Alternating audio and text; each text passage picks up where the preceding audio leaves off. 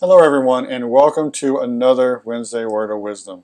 We've been hearing testimonies the past couple weeks, and we have another one today. Come on back and hear what this testimony is.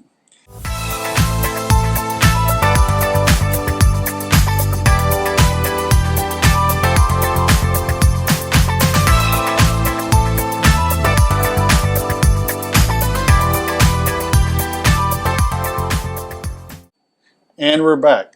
So last week you heard a little bit of my story, and at the end you heard just a snippet of Sonia Lee's testimony. So today she's going to continue and let you into her world a little bit more. Sonia Lee, what do you have for us? All right. So as I mentioned last week, I grew up in a Christian home. My dad, a pastor, still very much to this day. And he and my mom did a great job of raising us. I am one of four.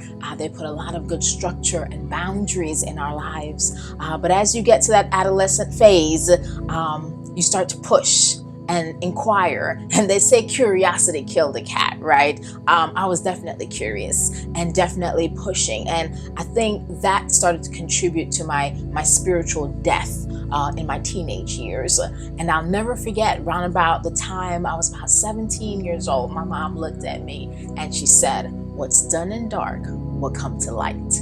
And shortly after that, I found out I was pregnant. And so that went into a whole tailspin, being 17, just turned 18, and being pregnant. And me becoming angry at God, blaming Him. I remember going through that season being very angry at God, saying, "This is your fault. You let this happen to me." Was not taking responsibility at all. And I'm so thankful for God's faithfulness and His goodness. It was in my early 20s, I want to say around 22, 23, I started to feel Him knocking at my heart door. I started saying, "Come back, daughter, come back." And I was pushing and pushing, saying, "No, I would go through the motions, but I wasn't there fully, wholeheartedly." And I mean, I can tell you, it just made me think of it. Even when I was pregnant and angry at the Lord, I would be driving.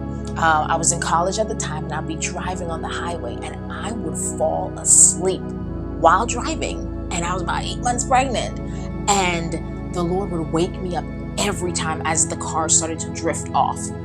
So that's just His mercy, even in my far away state, in my backslidden state, His goodness and His mercy upon me. So yes, it was in my 20s. I could definitely feel His tug on my heart. And I'll never forget, it was an Easter Sunday at my parents' church.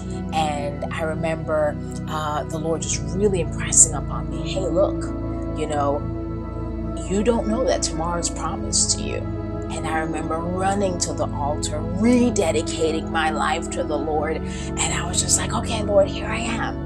And so the journey has been an incredible journey. I can tell you testimony after testimony of His goodness and His graciousness towards me. And then even with meeting David years later, and what God has done in my life. I'll tell you another testimony.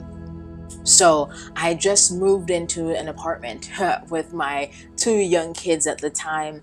And I'll never forget when we first moved in. And I don't know, the apartments here in the north seem like they're made out of paper, right? You can literally hear the person sneeze next to you and say "bless you" and have a whole conversation through the walls.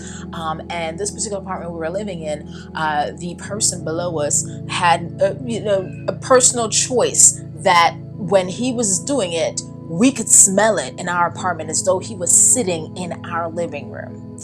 And I remember praying. I said, "God, you blessed us with this apartment. God, you made the way for this apartment to be ours," because beyond all measure, I wasn't even supposed to get the apartment, right? They told me all the apartments were full, but in faith, I put my name on the wait list.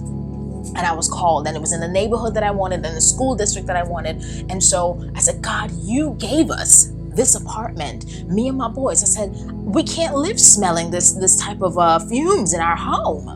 And I prayed every day, night and day. And within a month, that gentleman was gone. And we were able to live in a beautiful, wonderful apartment. So I'm telling you, God is so faithful. And despite the ups and downs and the rockiness of, as the Lord has told us in His Word that we will face trials, right? But as Bishop preached on Sunday, He's refining us. He's taking every trial to move us from glory to glory, that we never stop growing. We never stop maturing. There's always more when you're with the Lord. So I've been so grateful for all that He has done and continues to do in our lives. So I hear a theme running. It's even when we're unfaithful, Oh, come on. He is always faithful. Yes. And I think every single one of us can have that as part of our testimony. We all, none of us have gotten saved when we were young especially and lived that out. A perfect life, right? Yeah, so all of us have failed God. All of us, and we still sin. So even when we're unfaithful, even when we sin against God, against those around us, He is faithful. Yes. And like I said, all of you can probably look back. I wasn't right here, but God has brought me through to where I am today. Right. And if you're in one of those pits right now, be encouraged. God is faithful. He will see you through. So until next time, we look forward to seeing you. And leave a little bit of your testimony down so we can see where God has brought you from as well. All right. Bye-bye, everyone.